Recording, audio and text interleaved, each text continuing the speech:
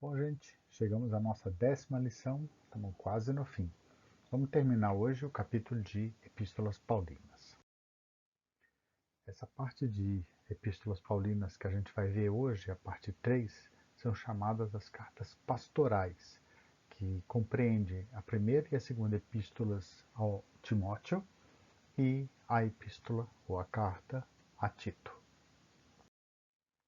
Os escritos de Paulo, dando uma relembrada, né, para a gente se colocar dentro do contexto, Paulo escreveu 1ª e 2ª Tessalonicenses, entre o ano 52 e 53, que tratava principalmente sobre escatologia.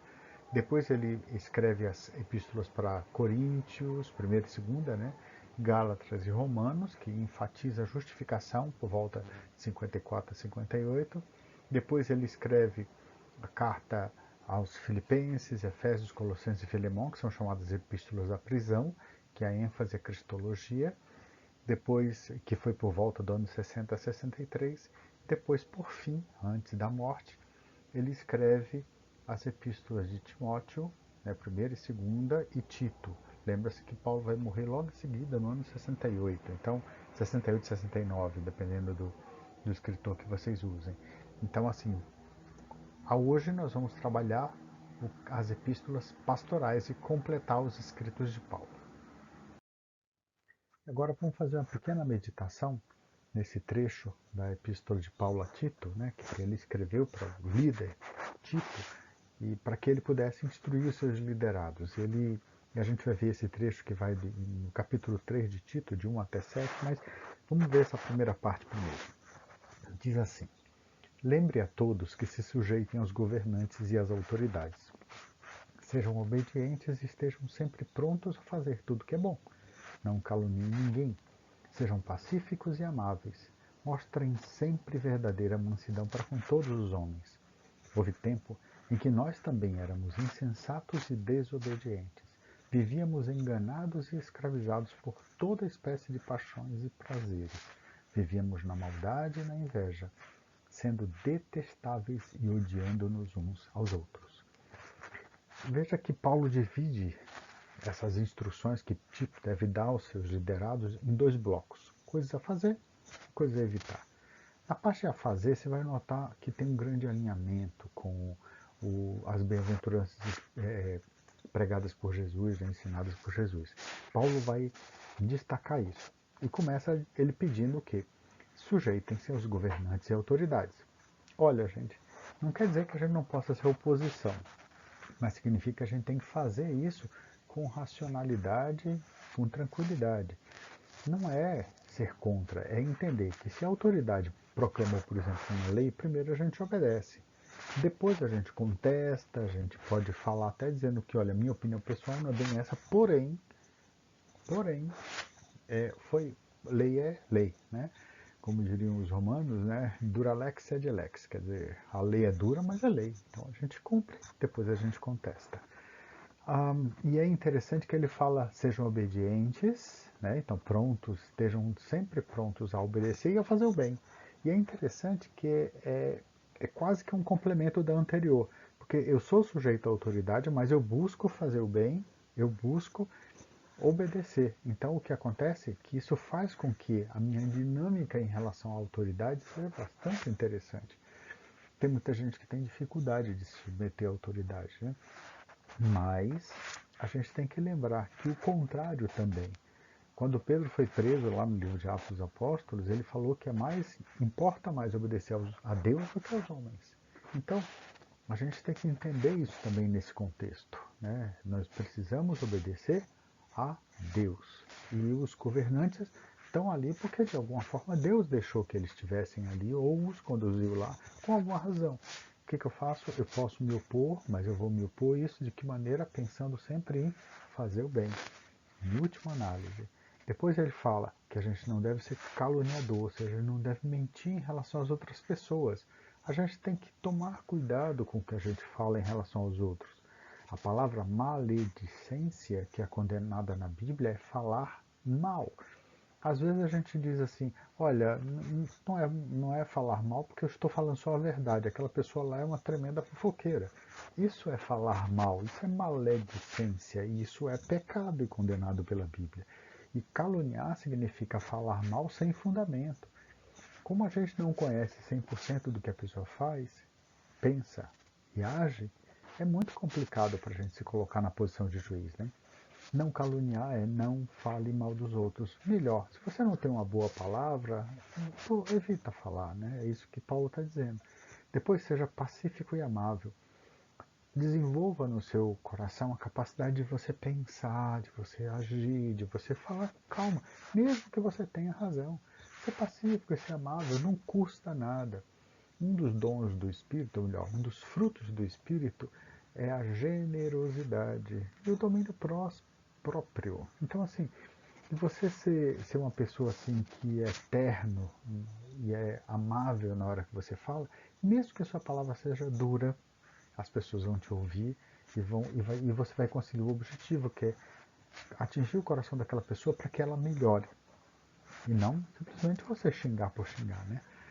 E por fim ele fala, sejam manso para com todos. Me lembra muito uma frase do Gandhi, que é uma pessoa que foi muito exaltada pelo fato de ser uma pessoa muito mansa, muito pacífica. Ele libertou o país dele com não violência, né, com a revolução não violenta. E ele dizia que ele admirava muito Cristo, que ele lia o Novo Testamento e admirava muito o cristianismo. Mas ele não se tornava cristão por causa dos cristãos que ele conhecia.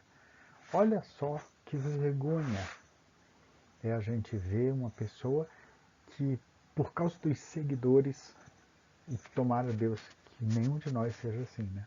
Que a gente possa desenvolver a capacidade de ser manso como o nosso Senhor era. E não somente manso, mas ser pacífico, amável e as bem-aventuranças, lembra? Todas elas. Depois do segundo bloco é coisas a gente evitar.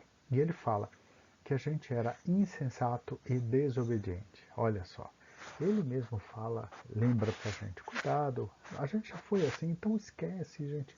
Faça força para deixar de ser. Insensato é aquela pessoa que não tem sensatez, que não tem bom senso, que não sabe julgar as coisas, que é uma pessoa estabanada. Na hora fala, isso não presta, isso é assim, e a gente não para, não pensa, não pondera. Depois, desobediência. Nós somos desobedientes. O pecado original de Adão é a desobediência. Nós temos essa tendência também. Depois ele fala que a gente era enganado e escravizado pelas nossas paixões e prazeres. Então, olha só, quando a gente vive em função do nosso prazer, isso se chama hedonismo, primeiro vem o prazer é o certo, mas o meu prazer muitas vezes causa dor no outro, causa desprazer no outro, e aí eu deixar de fazer e deixar de cometer o prazer é bom para a sociedade, é bom para a comunidade. E o que Paulo estava dizendo é que se a gente é escravizado pelas nossas paixões, ou seja, eu vou seguindo e que se dane o universo e as pessoas que estão à minha volta, eu vou conseguir provocar muita dor em todas as pessoas. É isso que ele estava dizendo. Não façam isso, evitem isso. Depois, cuidado para não desenvolver essa que nós vivíamos na maldade e na inveja do outro. Invejar significa eu vou me entristecer com a alegria do outro, né? Com a conquista do outro. Então o outro conquista alguma coisa, fica alegre e eu tenho inveja. Inveja é o quê? Não é que eu desejo ter o que o outro tem, é eu tenho raiva porque o outro teve. E a inveja, junto com a maldade, né, são uma companhia extremamente perigosa, um procedimento muito ruim para nós mesmos.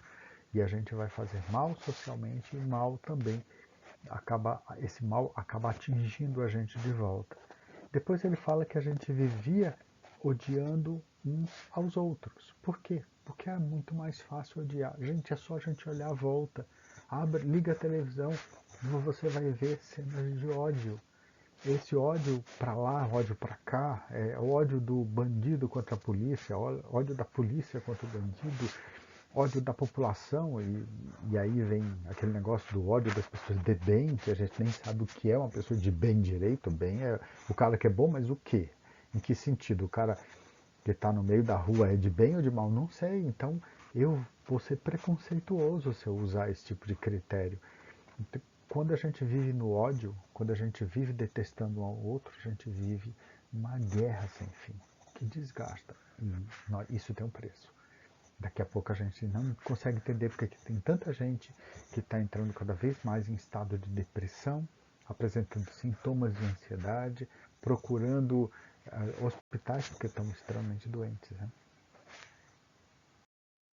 A segunda parte, Paulo vai dar agora a razão, o motivo que deve direcionar o nosso coração. E ele começa dizendo assim: mas quando se manifestaram a bondade e o amor pelos homens da parte de Deus, nosso Salvador, não por causa dos atos de justiça por nós praticados, mas devido à sua misericórdia, ele nos salvou pelo lavar regenerador e renovador do Espírito Santo, que ele derramou sobre nós generosamente por meio de Jesus Cristo, nosso Salvador. Ele o fez a fim de que, justificados por sua graça, nos tornemos seus herdeiros, tendo a esperança da vida eterna. Primeiro, eu não sei se você observou, mas Paulo coloca aqui a Trindade. Ele primeiro fala que é o amor dos homens da parte de Deus que fez a salvação. Depois ele fala que essa salvação foi dada através do seu Filho, né, por meio de Jesus Cristo, nosso Salvador, e através do lavar regenerador e renovador do Espírito Santo. Ele coloca o Pai, o Filho e o Espírito Santo. Né? Legal? E ele começa dizendo assim, que a nossa motivação deve ser a bondade, porque quando se manifestou a bondade de Deus, Deus não é bom, porque Ele é bom, é essencialmente bom, mas Ele manifestou a sua bondade em nós. E de que maneira? Ele olhou para nós mesmos cheios de pecado e separados dele e nos salvou de maneira generosa. Ele tomou a iniciativa, não por alguma coisa que a gente tenha feito, não por atos de justiça, não porque a gente é bonzinho, não porque a gente mereça, mas porque ele veio até nós. E aí nos justificou, aí ele transformou a gente em filhos, a gente foi recebido como uma pessoa onde ele imputou, não a nossa justiça, mas a própria justiça de Deus em nós através de Jesus. E aí, para quê? No final de tudo isso, faz o quê? Para que a gente possa viver como herdeiros dessa promessa, né, entendendo essa vida eterna como uma razão de ser da nossa vida. Ou seja, eu tenho um propósito, eu vivo a minha vida baseado no amor desse Deus maravilhoso que se manifesta em mim e me dá a esperança da vida eterna, porque lá em 1 Coríntios 13, Paulo diz que tem a fé, a esperança e o amor. E a esperança, apesar do amor ser o maior de todos, a esperança é um desses pilares. Quem vive sem esperança não vive. Pode ter certeza absoluta disso. Não existe nada mais triste do que você chegar para uma pessoa, por exemplo, uma criança, um adolescente, e perguntar para ele: o que você sonha? E ele olha para você e fala: não tenho sonho nenhum. Ou então quando ele fala: meu sonho é amanhã estar vivo. Gente, olha que coisa mais dolorosa, né, de se ouvir. Por quê? Porque não tem esperança. Mas nós temos a esperança da vida eterna que nós vamos receber. Não porque a gente seja bonzinho, porque a gente tenha feito alguma coisa, mas por causa da vontade manifesta desse Deus maravilhoso. Aí eu quero deixar para você uma pergunta, para você responder domingo. Você tem tido experiências reais com Deus em sua vida? Ou ele tem sido só uma experiência intelectual? Pensa nisso. Agora vamos entrar dessas duas situações, duas cartas, né? Primeira e segunda Timóteo, primeira e segunda Timóteo e Tito. De onde foi que Paulo escreveu? Ele estava preso em Roma ainda, então ele escreve para duas cidades. Ele escreve para Timóteo, que estava na cidade de Éfeso, e para Tito, que estava na ilha de Creta. E diferentemente dessas epístolas, elas não podem ser colocadas historicamente dentro do livro de Atos. Isso aconteceu depois do capítulo 28. Paulo estava preso em Roma, esperando a morte dele, e aí Paulo pega e escreve essas cartas para os seus queridos, que vão dar uma função pastoral a isso, porque ambos tinham instruções pastorais de como tratar a igreja. Ele busca dar ensinos não somente eclesiásticos, mas também refutar os ensinos dos falsos mestres, que são chamadas de heresias. Daqui a pouco a gente vai ver algumas dessas. E essas duas cartas, né, primeiro Timóteo, que foi escrito primeiro, depois Tito, e depois 2 Timóteo, elas foram escritas muito perto uma da outra, né? 65 e 67, um intervalo de mais ou menos uns 2 anos. Né? Os temas são muito próximos. Quando a gente lê ambas as três cartas, né, a gente vê que elas têm, a temática deles é muito parecida. E quem são essas pessoas? Primeiro, Timóteo. Timóteo era judeu, mãe judia e pai grego, ou seja, ele era uma pessoa de sangue misto, né? E ele juntou-se com Paulo, né, a Paulo, na segunda viagem missionária dele, logo depois da separação que ele teve com Barnabé. E se transformou num braço direito dele. Ele é chamado de filho amado, cooperador e fiel no Senhor. É aquele, em outras cartas, né, como Romanos e Coríntios, Paulo faz referência a Timóteo. Timóteo, pelo jeito, era um jovem extremamente valoroso. Provavelmente, Timóteo era uma pessoa muito jovem quando começou a seguir Paulo, porque o próprio Paulo escreve em uma das suas cartas dizendo que as pessoas não devem desprezar, né? No próprio 1 Timóteo, se não me engano, que ele fala não despreze a sua mocidade. Né? Então, é assim, é isso. Ele era muito jovem e assumiu um cargo de liderança mesmo assim. E Paulo usava Timóteo, né, para levar a mensagem dele e fazer missões em vários locais. Por exemplo, Tessalonicenses e aos Filipenses, Timóteo vai para combater os problemas que estavam tendo lá, né, porque Paulo confiava muito nele. E ele foi um daqueles companheiros que acompanhou Paulo até o dia da sua morte. Ele ficou com Paulo o tempo inteiro, na prisão, depois quando Paulo foi solto, depois quando Paulo foi preso de novo, o tempo inteiro. Tito já é um pouco diferente, a gente quase não sabe nada dele, nada, nada, nada. A gente, diferente de Timóteo, que a gente sabe até o nome da mãe e da avó dele, Tito a gente não sabe nada, ele só aparece em algumas referências, né? A gente vai ver que em Gálatas ele vai falar de Tito e depois na própria epístola a Tito. Né? Ele era grego, isso a gente sabe, e esteve com Paulo. Em Gálatas 2, Paulo diz isso, que mesmo Tito sendo grego não foi obrigado a ser circuncidado. E depois, alguns historiadores dizem que ele era irmão de Lucas, do médico de Paulo, né? E lá em Creta, na ilha de Creta, ele tinha uma função de supervisor de pastores, ou de bispo. Né? Bispo no sentido hierárquico, o bispo cuida de pastores. Né? Como é que se estruturam essas três cartas? Primeiro, Timóteo fala saudações, vem as instruções contra falsa doutrina, depois ele dá ações de graças, viver sempre em oração. E quais são as qualificações dos bispos e diáconos? Depois, os deveres para com os outros, né, como é que a gente tem que tratar os outros, e falsos ensinos de como é que a gente deve fazer o combate para isso. Em 2 Timóteo, ele dá saudações, depois ele desafia as pessoas à lealdade ao Evangelho, exortação para como é que a gente tem que fazer com o nosso sofrimento, né? A palavra sofrimento em grego significa martírio, né? Então, e como é que a gente pode usar isso para superar o sofrimento e superar as nossas lutas individuais. Ele faz no fim, depois ele faz a exortação para a gente permanecer fiel e por fim as instruções pessoais, né? As instruções finais bem pessoais que ele vai fazendo. Depois, em Tito, ele começa dando as saudações iniciais. Aí ele fala a designação, ou seja, quem são os líderes da igreja e qual é a função de cada um. E diz assim, Tito, escolha pessoas, né? E aí ele dá os critérios dessa escolha. Depois vai falar como trabalhar com diversos grupos, porque a gente sabe que nem sempre todo mundo é exatamente obediente. Algumas pessoas são um pouco mais precisam de um pouco mais de atenção. O Paulo vai dizer como ele devia tratar cada um deles. Depois, para a gente ter uma relação saudável, cuidado com as disputas. Por quê? Porque tinha muito debate, muita briga. Isso é próprio do povo grego, né? O grego gosta muito desse tipo de discurso. E o que acabava acontecendo? Essas brigas às vezes prejudicavam o andamento da igreja. E depois ele faz as saudações finais. Vocês notam que tem uma coisa que é comum aqui? Ele mandava combater as principais desvios doutrinários. Quais eram esses desvios? Vamos falar um pouquinho sobre eles.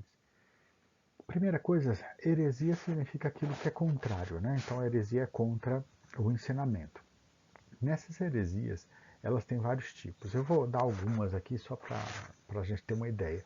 As heresias judaico-cristãs eram baseadas em alguns pontos. Ele é um legalista, ou seja, primeiro a gente tem que obedecer à lei. E eles diziam assim, para você ser cristão, você tem que ser judeu antes. Ou seja, tem que cumprir a lei. E aí só então você pode ser promovido a cristão. Depois,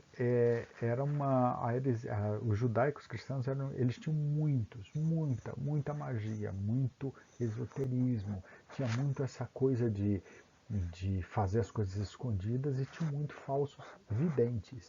Isso é importante de entender porque mesmo sendo judeus, os judeus são muito místicos.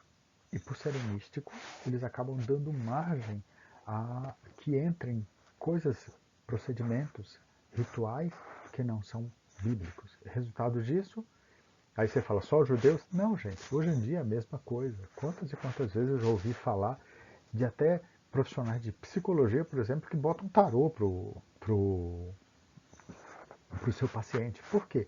Porque a pessoa também tem seus medos, seus misticismos. E aí o resultado, falta de estudo, leva a esse tipo de procedimento. E por fim eles duvidavam da divindade de Cristo. Resultado disso, essas heresias, né, várias desse tipo de... Era um movimento muito grande. Isso levou a igreja a ter que se posicionar. Outra heresia era o gnosticismo. O gnosticismo é uma teosofia, ou seja, é uma linha filosófica baseada em Deus, helenista dos gregos. O que eles defendiam? Essa foi a heresia mais complicada que aconteceu na igreja. Eles falavam do maniqueísmo. Maniqueísmo é aquilo, ou é certo ou é errado. Ou é um Deus bom e um Deus do mal. E os dois ficam brigando. Às vezes um ganha, às vezes o outro ganha. Então, o maniqueísmo é uma doutrina persa que se infiltrou na cultura grega e acabou entrando para a igreja. E muita gente ainda tem essa ideia. A ideia disso é o dualismo radical, espírito e matéria. Um não tem nada a ver com a outra. Aí você fala assim, mas realmente o espírito é diferente da matéria. Ok, mas quando você perde a noção de unidade, sabe o que os gnósticos diziam? Que assim, já que o espírito não tem nada a ver com a matéria, então você pode ser uma excelente pessoa, extremamente espiritual, e sua carne ser totalmente devassa. Então vamos fazer uma orgia. Por quê? Porque o que importa é o espírito, a carne não é importante. Entendeu até onde pode ir? Quando a gente separa o homem é um ser integral. Todas as vezes que a gente separa, dá errado, dá ruim. E o gnosticismo fazia isso. Né? Depois tinha uma ideia de hierarquia de mediações. Eles diziam assim que Deus é totalmente bom, ele não pode criar matéria porque a matéria é ruim, lembra? O corpo é totalmente separado do espírito, então se Deus é espírito, ele não pode criar matéria, porque matéria é ruim. Então Deus criou um outro ser. Só que esse ser era um pouquinho menor do que Deus, um pouquinho mais falho que Deus. Aí depois esse daqui, por sua vez, criou outro. Infinitas criações, uma depois da outra, infinitas gerações, aconteceu um que podia criar matéria. E com isso você tem escalas, hierarquias, você tem deuses. E automaticamente disso você começa a ter essas emanações de vários tipos. E a partir daí você começa a justificar eticamente e se perde na ideia de um Deus pessoal. Isso se perde porque você tem uma hierarquia para chegar em Deus. E eles criam muito em esoterismo. Em que sentido? Primeiro, a salvação é só para os iniciados, só para quem tem a gnose, de onde vem o nome gnosticismo, que significa conhecimento. E era esoterismo porque era para dentro, não para fora. Eles botavam para dentro e diziam assim, eu conheço coisas que só eu sei. Então, essa ideia dava essa ideia de iniciado e automaticamente fazia com que todo mundo, absolutamente todo mundo, ficasse seguindo esse tipo de noção gnóstica, né? Nesse sentido de que tem os líderes, os chefes, são donos de um saber que ninguém mais o tem. A salvação é só para os iniciados, só. Então, se você quer ser salvo, não adianta só Cristo ter morrido, não adianta só Deus ter enviado Cristo, não adianta só você aceitar. Você tem que agora ser treinado por um líder gnóstico. E depois eles combinavam duas ações muito claras. Era o liberalismo, ou seja, tudo pode, porque a carne e o espírito não se contaminam, né? Então você pode fazer qualquer outra coisa, porque pecado não existe. Ou o ascetismo, que era aquela vida extrema de separação, porque a carne é ruim, então vamos só valorizar o espírito. Então essa era aquela coisa assim tão extremada que era prejudicial. Ambos os extremos são combatidos no Novo Testamento. Mas algumas heresias. O ebionismo, que é uma forma de heresia judaico-cristã, ela dizia o quê? Que Jesus era o novo Moisés. Né? Ebion significa ancião, velho, né? Então, ebionismo são aqueles que eram dos mais antigos, né? A salvação vem pela obediência da lei, segundo eles. Eles diziam que o que Paulo escreveu não valia de nada e davam uma espécie de inclinação a Tiago e a Pedro e rejeitavam completamente Paulo, porque Paulo prega graça, né? E eles não queriam, eles queriam que a pessoa primeiro se tornasse judeu, lembra? E aí, o que eles faziam? Eles diziam o seguinte, que Jesus foi homem, totalmente homem, e foi adotado por Deus quando ele se batizou. Lembra que quando ele sai da água aparece esse é meu filho amado em quem me compraste? Então ele fala que naquele momento ele se tornou, só a partir dali ele se tornou Jesus Cristo. Antes ele era só um ser humano comum, normal, igual a qualquer outro. Então assim, eles distorcem a figura de Jesus, que é 100% homem e 100% Deus desde o seu nascimento até a sua morte. Outra forma de heresia é o docetismo. Né? Doquel significa é, aparência. Né? Eles diziam que Jesus parecia humano. É o contrário do ebionismo. Jesus só parecia humano, mas ele era só divino. Era como assim, Jesus andava flutuando, ele era uma espécie de fantasma, sabe assim, brilhava e tudo mais. Ele parecia humano, ele se fez parecer humano, mas ele na verdade sempre foi espiritual, 100% espiritual. É muito combatida essa ideia no Novo Testamento. Por exemplo, em 2 João, né, 7, ele fala que a gente precisa confessar que Jesus veio em carne. Quem não fez isso não é dele. Outra heresia é o marcionismo. Né? O marcionismo dizia que só o Novo Testamento tem valor, o Antigo Testamento é só uma referência, não vale de nada. Então a Bíblia deixou de ser palavra de Deus, né? Ela só é palavra de Deus o Novo, o Antigo não. Então é complicado, né? E ele era universalista. Marcion, que foi quem fundou essa corrente, ele dizia que no final Deus vai dar um jeito e vai salvar toda a humanidade. Mas só vai salvar o espírito. A carne vai se espatifar por aqui mesmo, tá? Não vai servir para nada.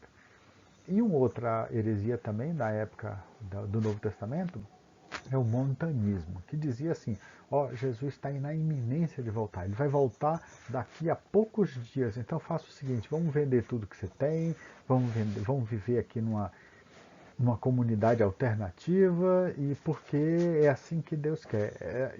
E passavam então a ter uma vida extremamente rigorosa, moralmente muito rigorosa. Sabe, parecia aqueles filmes americanos que a gente vê, daquelas comunidades que se fecham e não deixam entrar a luz elétrica, não tem telefone, todo mundo anda de carroça mesmo hoje em dia. Era mais ou menos isso que acontecia naquela época, só que imagina isso no século I, II, né? O montanismo ficou durante algum tempo ainda vivo, né? E a outra coisa, o montanismo era um movimento carismático, com extremas manifestações sobrenaturais e tinha duas profetisas que seguiam Montano, né, que é o nome do fundador, para onde ele ia, e elas proclamavam que ele era o enviado de Deus para anunciar que Jesus estava voltando. Um negócio assim surreal.